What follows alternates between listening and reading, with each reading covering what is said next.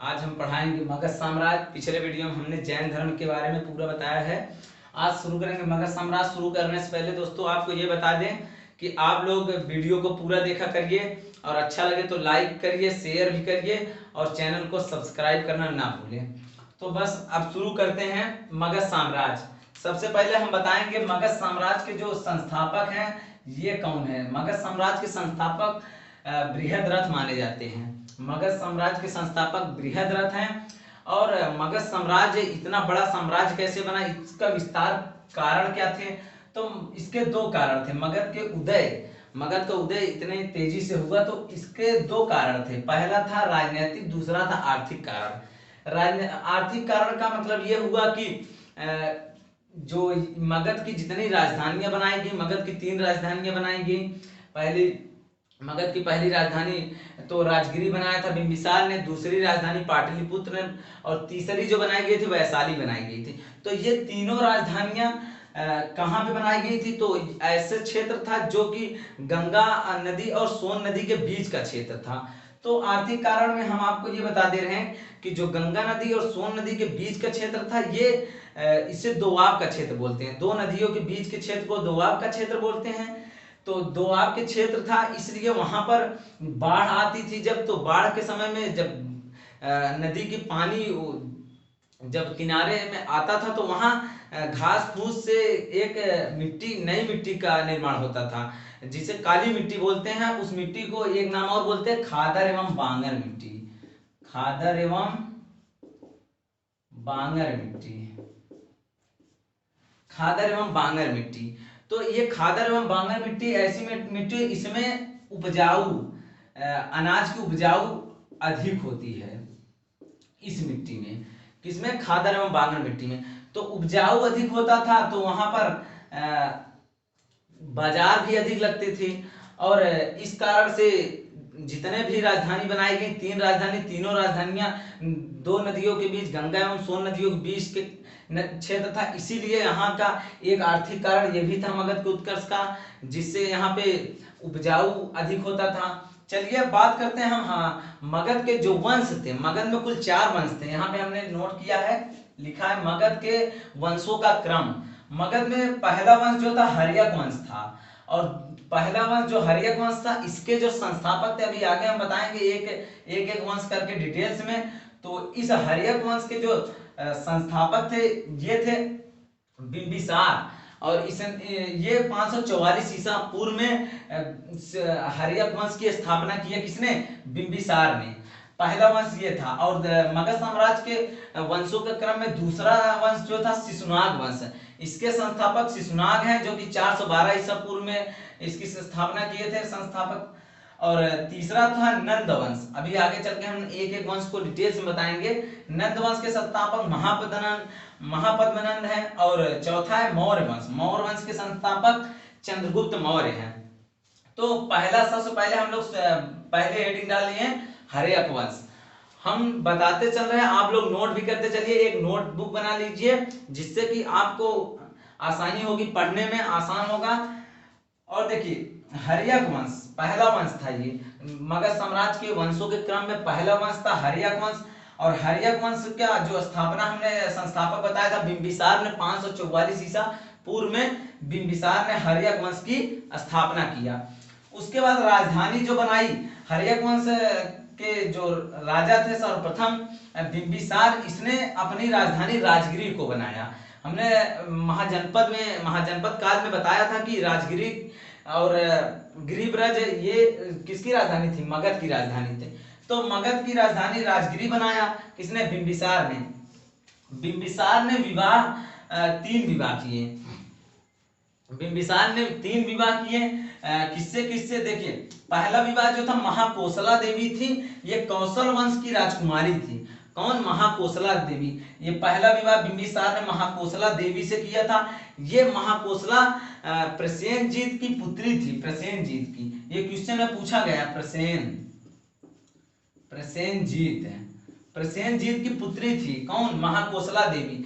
और प्रसेनजीत कौन थे? तो प्रसेनजीत काशी के राजा थे और काशी को इन्होंने अपनी पुत्री का विवाह जब बिंबिसार से किया तो अपने काशी को दहेज के रूप में किसको दिया? दहेज के रूप में बिंबिसार को दिया। किसने? प्रसेनजीत ने। प्रसेनजीत ने जब बिंबिसार से अपनी पुत्री महाकोसला देवी का विवाह किया तो उनको दहेज में काशी को दिया।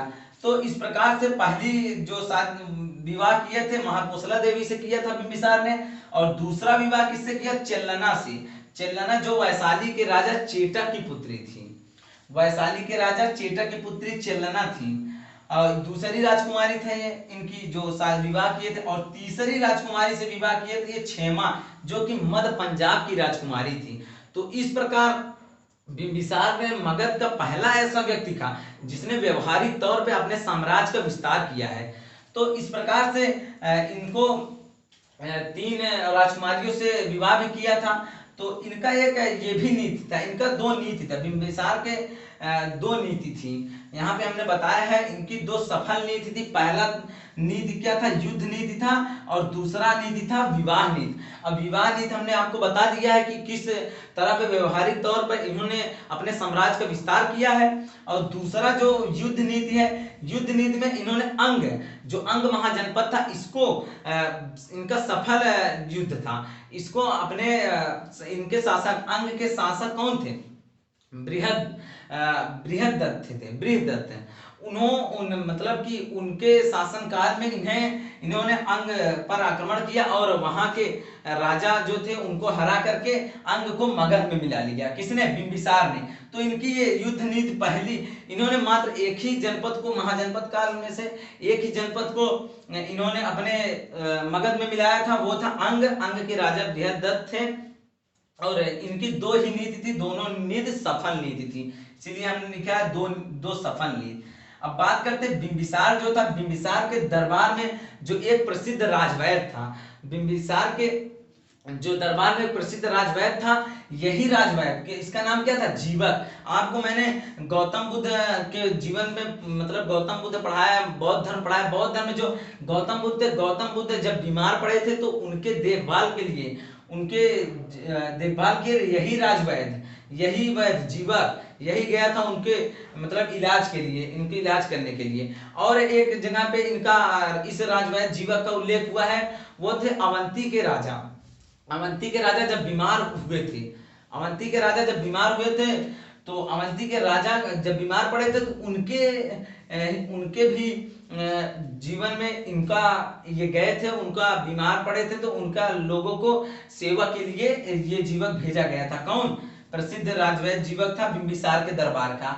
तो इस जीवक को आप लोग अच्छे से याद कर लीजिए कि ये जीवक गौतम बुद्ध के जब बीमार थे तो उनके भी सेवा के लिए गया था, और अवंती के राजा जब बीमार पड़े थे तो उनके लिए भी सेवा करने गया था। राजवैद्य ये जीवक था, जीवक नाम था। अब देखिए बिंबिसार जो था, बिंबिसार की ज्यादा दिन शासन नहीं किया, करीब 52 वर्ष ही इसने शासन किया, क्योंकि बिंबिसार का पुत्र जो अजातशत्रु था, बिंबिसार का पुत्र अजातशत्रु या कुड़िक, एक नाम उसका कुड़िक था, तो अजातशत्रु नाम से ये हाँ दोस्तों, तो हम बता रहे थे कि यहाँ पर जो बिंबिसार की हत्या, बिंबिसार 52 वर्ष ही करीब जिया था, तो बिंबिसार की जो हत्या इसके पुत्र अजातशत्रु ने किया था 493 ईसा पूर्व में। इनकी हत्या करने के बाद अजातशत्रु जो था वो मगध की राजगद्दी पर बैठा, मगध साम्राज्य को संभाला। तो क्या हुआ, मगध साम्राज्य को जब ये अजातशत्रु ने इनकी अपने पिता की हत्या कर दी। और यहाँ पर हमने एक बात यहाँ बताई थी कि जो ये महाकोसला देवी थी, इनका विवाह राजकुमारी थी किसकी? कौशल वंश की। तो महाकोसला देवी के जो पिताजी थे प्रसेनजीत, इनकी पुत्री थी महाकोसला देवी, तो इनका विवाह बिंबिसार से हुआ था। जब बिंबिसार के पुत्र अजातशत्रु ने इनकी हत्या कर दी अपने पिता बिंबिसार की, तो वहां काशी जो दहेज में इनको मिला था, तो वो काशी के जो राजा प्रसेनजीत थे, इन्होंने अजातशत्रु से काशी को छीन लिया। तो क्या हुआ, काशी को छीन लिया, तब अजातशत्रु और उनके बीच युद्ध हुआ। युद्ध क्या हुआ, इन्होंने आक्रमण किया लेकिन एक संधि हुई। उस संधि के दौरान अजातशत्रु से वो अपनी एक छोटी बेटी से इनका विवाह करते हैं। किनका, अजातशत्रु का। अजातशत्रु से फिर यहाँ पर सेनजीत अपनी छोटी पुत्री से विवाह करते हैं अजातशत्रु से, तब उनको फिर से काशी को दे देते हैं। तो यहाँ पर हमने यहाँ लिखा है अजातशत्रु ने वैशाली और काशी पर आक्रमण करके अपना हिस्सा बना लिया। तो आक्रमण तो किया ही था लेकिन बाद में क्या हुआ, वैशाली और काशी को अपने मगध साम्राज्य में फिर से मिला लिया। चलिए, और 461 ईसा पूर्व में, अब यहाँ पे इनका ज्यादा, और यहाँ अजातशत्रु के ही शासनकाल में एक बात आप लोग नोट कर लीजिए, अजातशत्रु के ही शासनकाल में प्रथम बौद्ध संगीत हुई थी। प्रथम बौद्ध संगीत अजातशत्रु के ही शासनकाल में प्रथम बौद्ध संगीत हुई थी। अब अजातशत्रु का बाद कौन शासक बनता है, इनका पुत्र उदयन 461 ईसा पूर्व में। यहाँ पे हमने लिखा है 461 ईसा पूर्व में इनका पुत्र उदयन ने अपने पिता की हत्या करके राजगद्दी पर बैठा। किसने, उदयन। अजातशत्रु इनके पिता थे तो उनके ऊपर उनकी हत्या कर दी। अजातशत्रु करीब 32 वर्ष पूरे मगध साम्राज्य पर शासन किया था। तो उनके पुत्र उदयन ने उन पर आक्रमण किया, मतलब उनके हत्या की और अपने राजगद्दी पर बैठा। और इन्होंने अपनी राजधानी पहली नंबर तो बात यह है कि जो उदयन था, उदयन ने एक ग्राम बनाया, पाटल ग्राम बनाया, या तो उसको हम लोग पाटलिपुत्र में बोलते हैं। तो पाटल ग्राम की स्थापना इसने ही किया था, उदयन ने। कौन, अजातशत्रु का पुत्र। तो अजातशत्रु का पुत्र उदयन ने अपनी राजधानी को पाटलिपुत्र ले आया, मतलब पाटलिपुत्र को बनाया। यह भी एक सोन नदी और गंगा नदी के बीच का क्षेत्र था जिसे दोआब का क्षेत्र बोलते थे।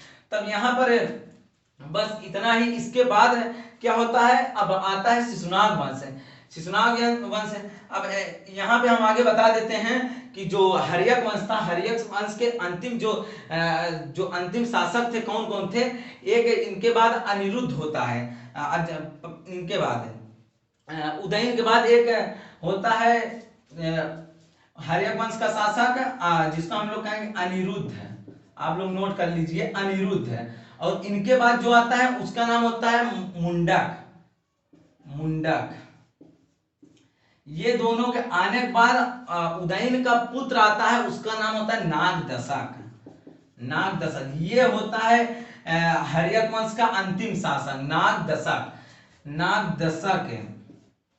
अब देखिए ये पूरे शासक थे, पहला बिंबिसार, उसके बाद अजातशत्रु का पुत्र था उदयन के बाद अनिरुद्ध शासक बना, उसके बाद मुंडक के बाद उदयन का पुत्र नागदशक मगध साम्राज्य का शासक हुआ।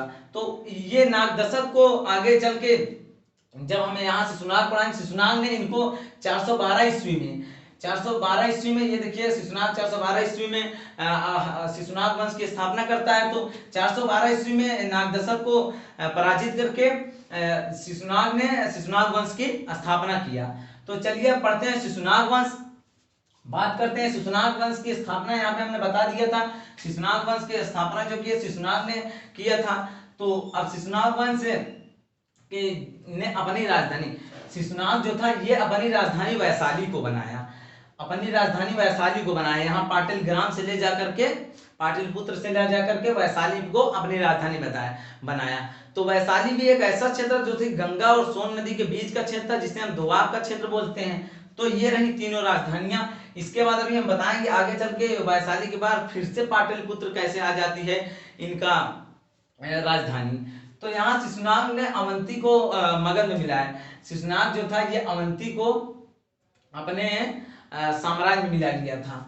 तो शिशुनाग का पुत्र कौन था, कालाशोक था। शिशुनाग का पुत्र कालाशोक था, जो कि इनका ही उत्तराधिकारी था। शिशुनाग का पुत्र कालाशोक और इनका उत्तराधिकारी था। बाद में जाकर के इनकी मृत्यु के बाद कालाशोक का शासन आता है। और कालाशोक जब शिशुनाग की मृत्यु हो जाती है तो उनके पुत्र राजगद्दी पर बैठता है। उसके बाद क्या होता है,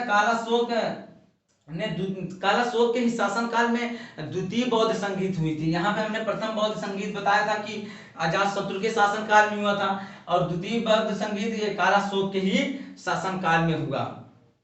अब देखिए, और हम का यहाँ पे एक बात ये नहीं बताएं कि जो शिशुनाग था, शिशुनाग ने एक नहर का निर्माण करवाया था, जो कि शिशुनाग जो था ये एक नहर का निर्माण करवाया था। उस नहर को हम लोग कहते हैं तनुशिला। तनुशिला, तनुशिला का मतलब ये है कि एक नहर है तनुशिला, आप लोग आगे चल के पढ़ेंगे, चलिए उसको हम बताएंगे। लेकिन अभी बात करते हैं हम आगे चल के कालाशोक जो था इनका पुत्र इनका किसका पुत्र था? शिशुनाग का। शिशुनाग का पुत्र कालाशोक था। कालाशोक ने अपनी राजधानी पूना पाटलिपुत्र ले गई, और वैशाली से पूना पाटलिपुत्र ले गया किसको? अपनी राजधानी को। किसने? कालाशोक ने। आप लोग इसको थोड़ा ध्यान से देखिएगा। तो जो शिशुनाग था ये इसका अंतिम शासक था, अंतिम राजा था। किसका? शिशुनाग वंश का अंतिम राजा कौन था? नंदीवर्धन। आप लोग आगे चल के बात करेंगे कि जो शिशुनाग था ये अंतिम था, अंतिम राजा था किस? कौन? नंदीवर्धन, शिशुनाग वंश का। बस शिशुनाग वंश में बहुत कुछ नहीं है। शिशुनाग वंश के बारे में आप लोग इतना ही जानिए, क्वेश्चन इतने इससे ज्यादा नहीं पूछे गए हैं। तो अब चलिए बात करते हैं नंद वंश। तीसरा वंश होता है, क्रम अनुसार हम बताते चल रहे हैं। तीसरा वंश था नंद वंश, जो कि नंद वंश यह एक ऐसा वंश था, यह एक ऐसा वंश था जो कि चलिए यह एक ऐसा शासक था। कौन? नंद वंश के शासक हमने यहाँ बताया था महापद्मनंद था। महापद्म नंद था जिसने एक राज की उपाधि धारण की। यह एक पूरे मगध साम्राज्य में क्या पूरे शासन काल में जितने लोग हुए यही एक ऐसा शासक था जो एक राज की उपाधि धारण की, जिसने चारों दिशाओं में विजय प्राप्त किया था। इसी प्रकार मगध का उदय इतना विस्तार बहुत तेजी से हुआ था मगध साम्राज्य का। तो ये एक ऐसा ये आता है, ऐसा कौन सा शासक था जिसने एक राज की उपाधि धारण की? तो ये थे महापद्मनंद। यहाँ पे हम लिख देते हैं महापद्मनंद, इसके संस्थापक थे महापद्मनंद। ये थे नंद वंश के संस्थापक। और महापद्मनंद पहला ऐसा शासक था जिसने कलिंग पर आक्रमण किया और कलिंग को अपने शासन अपने मतलब वंश में मिला लिया। कौन? महापद्मनंद। और महापद्मनंद एक नहर का निर्माण करवाया था। सॉरी, मैंने यहाँ पे भी इसीलिए हम यहाँ पे कंफ्यूज हो गए थे। कंफ्यूज होने का मतलब है कि यहाँ कालाशोक के बारे में हमने बताना शुरू किया। जब यहाँ पे हम ध्यान दिए तो यहाँ पे इन्हें महापद्मनंद ने एक नहर का निर्माण करवाया था। मैंने यहाँ अभी बताने लगा, इसलिए मैंने बोला कि चलिए आपको आगे बताते हैं। तो आप लोग थोड़ा समझिए, देखते चलिए। तो महापद्मनंद ने एक नहर का निर्माण करवाया था। यह पहला ऐसा शासक था जिसने नहर का निर्माण किया था। उसका नाम था तनुशूली। तनुशूली नहर था। ये पेपर में पूछा भी गया क्वेश्चन में, तो बहुत ही प्रसिद्ध क्वेश्चन है ये, बहुत ही खास है। इसको आप लोग मोस्ट इंपॉर्टेंट लगा के रखिए। महापद्मनंद ने एक नहर का निर्माण करवाया जिसका नाम था तनुशूली। और इसका साक्ष्य है हाथी गुम्फा जो अभिलेख था। इसका साक्ष्य जो नहर का साक्ष्य कहाँ से मिला? हाथी गुम्फा जो अभिलेख था उस अभिलेख से मिला। और हाथी गुम्फा अभिलेख के लेखक कौन थे? सारवेल थे। सारवेल कौन थे? आप लोग इसको नोट कर लीजिएगा। हाथी गुम्फा एक अभिलेख है, उसी अभिलेख से ये पता चला कि इन्होंने एक नहर का निर्माण करवाया है जिसका नाम है तनुशूली। और उस हाथी गुम्फा अभिलेख के लेखक कौन है? सारवेल हैं। तो अब उसके बाद क्या होता है? नंद वंश का अंतिम शासक आता है घनानंद होता है। इनके बाद महापद्मनंद के बाद महापद्मनंद का इस नंद वंश का अंतिम शासक आता है कौन? घनानंद। अब घनानंद सिकंदर का समकालीन था। यहाँ पे हमने लिखा है सिकंदर का समकालीन था। कौन? घनानंद। अब इस वंश में ज्यादा खास नहीं है, बस आप लोग जो हम पॉइंट लिखे हैं इसी पॉइंटों को आप लोग नोट कर लीजिए। उसके बाद ज्यादा क्वेश्चन इसमें से नहीं पूछे गए हैं। घनानंद को चंद्रगुप्त मौर्य ने पराजित किया। बाद में जाकर जब मौर्य वंश की स्थापना होगी तो इनको घनानंद को चंद्रगुप्त मौर्य ने पराजित किया और एक नए वंश का निर्माण किया जिसका नाम था मौर्य वंश। आगे अब हम लोग चौथा पढ़ाएंगे मौर्य वंश। और मौर्य वंश थोड़ा डिटेल से पढ़ेंगे क्योंकि मौर्य वंश बहुत बड़ा एक विराट वंश था। बहुत ही मौर्य वंश के बारे में बहुत सारी क्वेश्चन पूछे जाते हैं। तो इस प्रकार से आज हम यही 3 वंश पढ़ाए हैं। अब तीनों वंश के बाद ये एक अलग लेक्चर बनाएंगे, क्योंकि एक ही में तो बहुत बड़ा वीडियो हो जाएगा। इस प्रकार से हमने 3 वंश को बता दिया। अब चौथा मौर्य साम्राज्य या तो मौर्य वंश पढ़ाएंगे। बस आज के लिए बस इतना ही। आप लोग हमारा चैनल सब्सक्राइब कर लीजिए और आप लोग थोड़ा सपोर्ट कीजिए अपने दोस्तों को, अपने साथी दोस्तों को शेयर करिए हमारा वीडियो, और अच्छा लगे तो लाइक करिए, शेयर जरूर करिए, और चैनल को सब्सक्राइब करना ना भूलें। सब्सक्राइब करने से आपके पास जो भी हम वीडियो अपलोड करेंगे तो नोटिफिकेशन आपके पास पहुंच जाएगा, तो आप को परेशानी नहीं होगी वो वीडियो देखने के लिए। और जो साथी दोस्तों पिछला वीडियो ना देखे हो, जाकर के पिछला वीडियो देख लें। उसके बाद अब इसके आगे हम पढ़ाएंगे मौर्य वंश, आपको हम बताया है मौर्य वंश पढ़ाएंगे। बस आज के लिए इतना ही। नमस्कार।